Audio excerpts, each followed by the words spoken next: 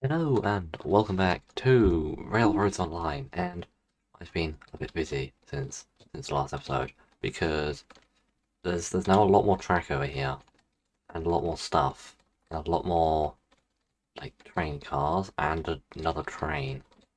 So I think last time we had these three sidings here, the one going along next to the freight depot, going down to a turntable. All that's still there, except that I've now added this extra siding coming up here, which splits in two, because I needed room to store all of these. Then, down there, there's now a loop that comes off there, goes around there, and joins back on here. It goes to both sides of this, and that goes down there. And all of this is somewhat temporary, hopefully, because I would like to build a better starting yard that's not just got random bits tacked on all over the place, because we're just not going to talk about the fact that this is incredibly wonky. Let's just ignore that and get on with the interesting stuff in the episode, which, to start off with, is this. This is a Montezuma, and it is called Claris because we have Betsy, so why not just name my engines random things? But in the last episode, I said that I would try and get the smelter connected. Well, I got the smelter connected and I got the iron ore mine connected, and then I ran between them a bit. And I bought an engine, and as you can tell from the fact that it says 3 on the front, there is a 2. I bought another engine as well. So, let's jump in the Montezuma and pick up some cars so we can drive off and do something useful. So we're just going to grab some of the flatbed 2s, I think they are. I have 8 over here. We don't need all of them. We also apparently don't brake as well as I thought we did. So the way the chains of cargo work in this game is that we get the logs from the logging camp and we take them to the sawmill where they are converted into beams and lumber, which we take to the iron ore mine, which converts them into iron ore, which we then take down to the smelter with cordwood, which we also get from the logging camp, and then that gives us rails and raw iron.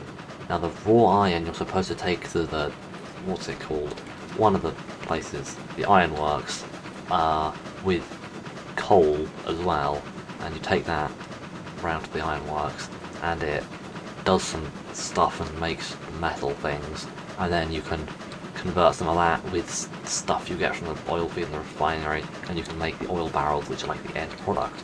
I'm nowhere near that, but what we're going to be doing today is that we're going to go over to the sawmill, grab some beams and lumber, take that up to the iron mine, down my incredibly long route, because I wanted to make things go at 1%, so that I could use trains like this to deliver to the iron mine, which is sort of up a hill, and then the smelter is at the bottom of the valley.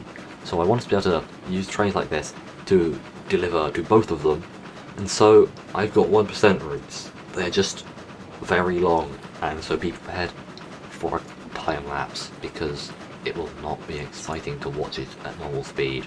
Loaded up the train from the pile of wood supplies over here. Quite a lot of wood supplies, it keeps refilling them. It's on 100 and I've got like 80 logs in the pond. We're going to come out of this junction and go left, and then we're going to go to the the other three-way, the main one, just down here, and then we're going to take another left, and then we're going to take a right at somewhere that there didn't used to be a junction, because track goes from here, we go this way, through here, and then we're going to go up. And we're going to go through this sort of gap here. This is the normal way that you get to the smelter and iron ore mine valley. This is the way that most people take. I guess you could go over the hills, but that would be a rather strange thing to do. So we're going through here. And the first route we're going to take is going to be going up to the iron ore mine. Except that, well, we can't just go this way. I tried doing that. It didn't make it at 1%. We'd probably have to go at least 2%. And I didn't want to do that. So instead, we go round here, and then up it this way. And it's a long route, but it gets us there. If we look back here, we've just gone right here from the route that used to go around left over to the side of the sawmill. You now go this way. There's a little bridge here because there's a random little ravine, so you have to have a nice little bridge. And then this pass narrows a lot, and in between these two walls here, on this side you've got that massive grey wall up there. On the side you don't have as much, but a little narrow pass that everyone takes. And then we enter into the big valley, and this is where I've spent a lot of time recently. So that way to the right goes down to the smelter, and that bridge you can see there, if you're on a large screen, is an interesting route that we'll see in a second. But you can probably hear, if you're listening very intently, that the train is starting to slow down. But the smelter itself is just down here, and my camera is clipping through trees. My smelter setup is interesting, and we will see it later in the episode. It's probably going to be quite a long episode, but hopefully we'll have time to get down and see that. But now, we're currently going across a giant bridge, because there's another valley here. It's not a particularly helpful valley, it just goes up here, I guess. That is a route you could take. You go from the back of the sawmill and go through this valley and out here. I'm sure someone's done it. And now it's time for me to just stand here and do this and just time lapse me going up a hill in a train, because this is going to take a while.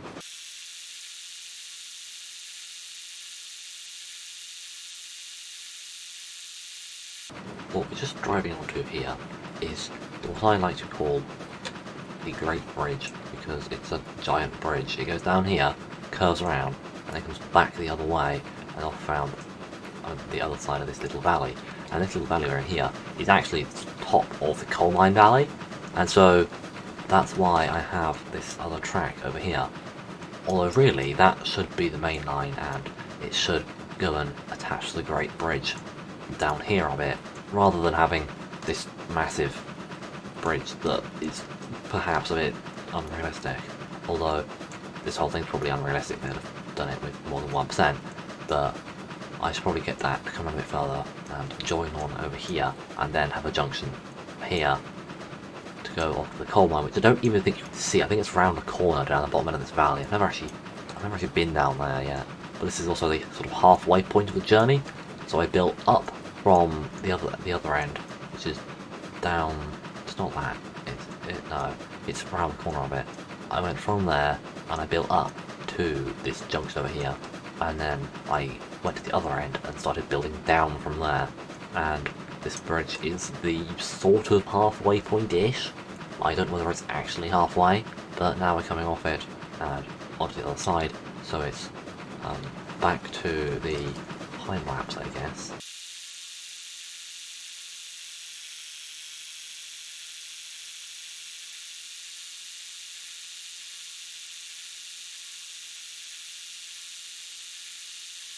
Okay, that actually didn't take too long. It takes Betsy quite a bit longer, because Betsy is not as powerful. And then we come up to the iron ore mine, and as you can see, there's another train over here, because that is the train number 2, and that is a shade called, what do they call it in the end? Is Timmy? Yes, it is Timmy. Oh, we need to brake. We overshot, as usual. I was busy looking at my other engine and not looking where I was going. I've now unloaded all of the cargo, and the iron ore mine is just doing its thing and using it up. And we're just going to shove Claret out of the way, and I'll come back and off camera. Let's go see if Timmy has any fire in the firebox. No, it is stone cold. I have all of the fuel and throw it in. There we go. And now we just have to wait for the temperatures to get up. It is up to steam, so we can just go backwards. And this engine is quite a good at hill climbing because it's a gear train. So if we look on this side, we have this funny looking gear mechanism, which basically means that it can climb hills. I don't entirely understand it, but this is its top speed. Like, this is not even something that is being caused by the hoppers behind me. This is just as fast as it goes. So yes, it was tedious to get up here. It took a long time, but we will go out this way in a second. But first we just need to reverse out of here and then build the hoppers up. Right, so now what we have to do is we have to load these up, and these take 10, and there is a wonderful little trick that we can do. So what you're supposed to do is you pour it, you pull it down, and then it starts like doing this and just dropping out these like big dollops, which are the actual things that count. However, we can do this and just get it at the right point. It's basically turning it off and on again, and this works, and it fills up far quicker than the game would normally let you. So we are just going to do that instead. It appears I may have parked Claris a little too close. I'm just going to slightly nudge it backwards because we can just power through its brake. So that's the train loaded, and now we just have to reverse out of here, and I am going to go down the hill backwards because I do not need to be using any power down the hill. I simply need to be a brake, and so I might as well be a brake at the back of the train rather than be a brake at the front of the train. It just means I don't have to turn around at the other end so that I can pull them back up. So we're coming through the turntable again, and I have just cut the brake because we do not need it. We are about to start going far faster than is safe. So I'm going to drop a save because I always do this, and it means that I don't accidentally throw it off the cliff and then have to drive my train all the way back up again. So we are then going to slam on the brakes at a nice number, if I can get the fine mouse position. There we go. A nice number. Now, if you remember that it took us about 15 minutes to drive up from the what's it even called? I forgot what I called it. The little gap between the hills from the sawmill. That thing. Yeah, it took about 15 minutes drive from there up to the iron mine, and it takes about 10 minutes to get from the smelter up to that gap. And we are going to get down to the smelter in a lot less time than that, shall we say. Because this track here, if you look at it from the side, you can see the gradient. This track is like really steep. The game lets you go to 10%, but that is insane. I don't think any train would be able to actually do that. Not even the most powerful ones in the game, towing no trucks.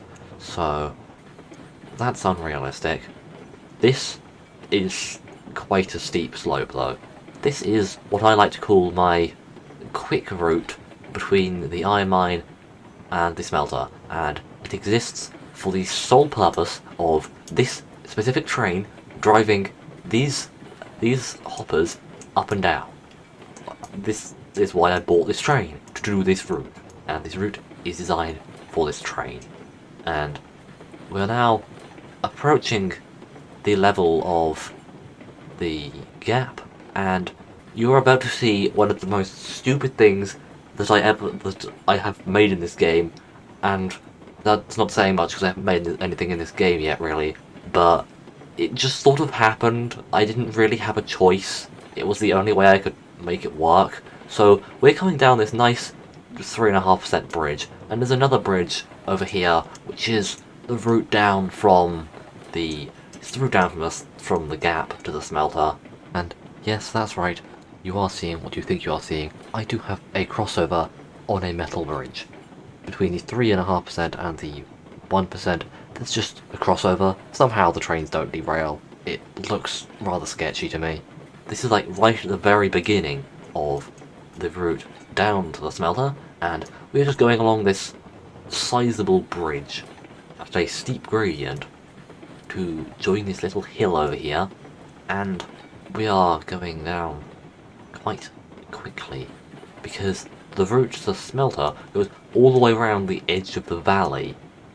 And in fact, if we just take a look at the map, it goes round sort of behind where we are now, round here, around the edge of this, around here, and then it has to come back down this way towards me again, just to go back up because it was still too high.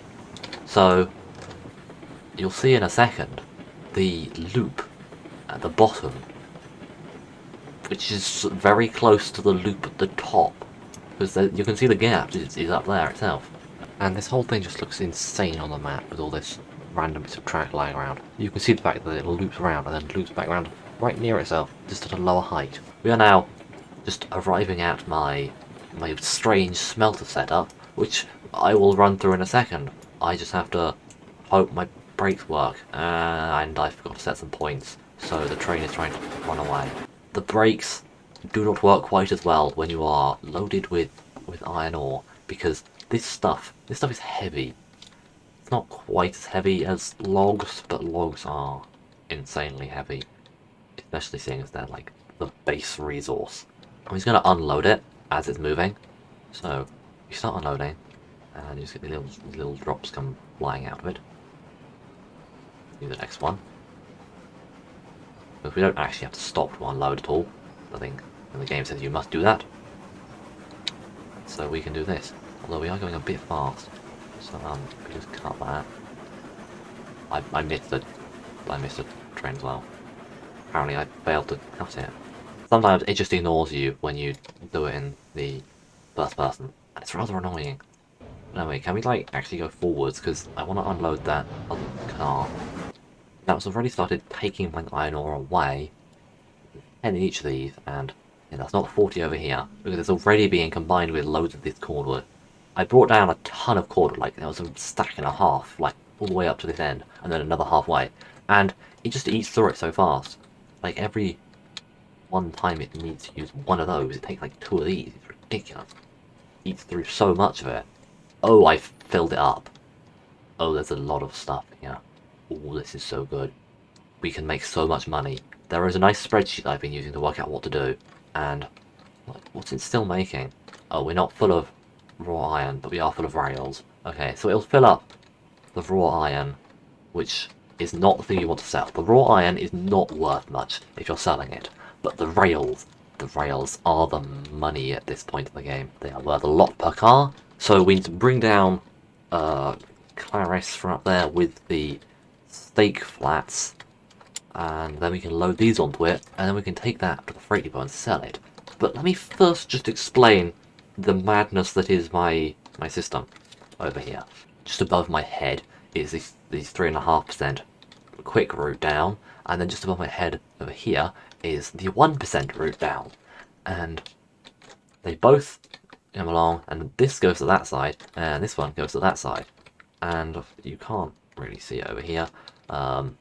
It's not that easy to tell, but above my head over there is some points, which lets you go down here and then reverse down to this. And if you want to, you can reverse down to this little junction up at the end, which is at the top of the screen now, and then you can come forwards again into here. We then have basically the same thing on the other side. It's sort of an ellipsis shape with a set of points at either end, so that you can come and stop at either end and then reverse. But then they both come in at that way, and then it sort of goes around in a big loop around the back of it that you can't really see, and it comes in and joins back on here. I've taken Timmy back up to the top, and I've brought Laris down, so now we can load up with rails, and I can't remember how much these take. 10. We can get 10. Oh, this is going to be a very profitable journey. So I'm just loading the final 2 onto the train, and now we can go backwards. And we reverse out onto the main line, and then we will come forwards, back past, and off up that hill. And I will probably time-lapse it again. But first I just want to say that each of these is worth 18, as opposed to the 10 that logs are worth each. And I have 10 of them on here, as opposed to 6. So you're getting 60 per car for logs, and we're getting 180 per car with these, which means that these 4 here are worth more than my 10 cars of logs, which is great. It's a bit of a longer journey to get down here, and I do need to put other stuff in to make it. Yeah, so I'll need to bring more cordwood down. Always need more cordwood.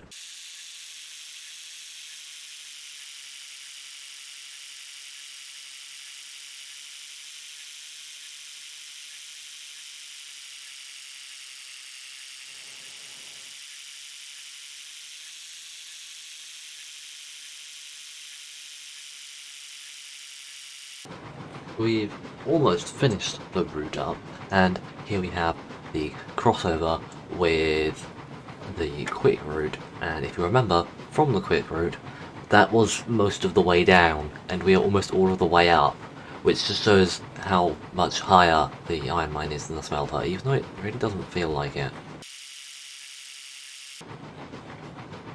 Did I switch these points? I can't remember. No, I didn't.